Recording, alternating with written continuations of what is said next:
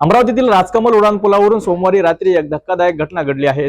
एका 22 वर्षीय युवतीचा तोल जाऊन ती थेट पुलावरून खाली पडली।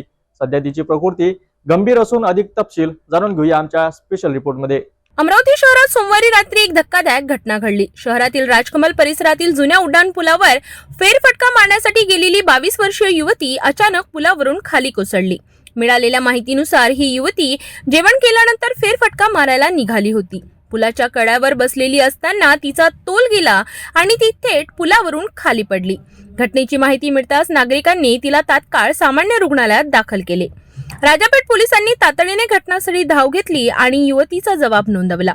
तिच्या म्हणण्यानुसार हा अपघात होता की अन्य काही कारण याचा तपास पोलीस करीत आहेत। सध्या तिच्यावर रुग्णालयात उपचार सुरू असून तिची प्रकृती चिंताजनक असल्याचे समजते आहे। या घटनेनंतर उड्डाणपुलावर फिरताना किंवा कठाड्यावर बसताना नागरिकांनी अधिक काळजी घेण्याची गरज आहे।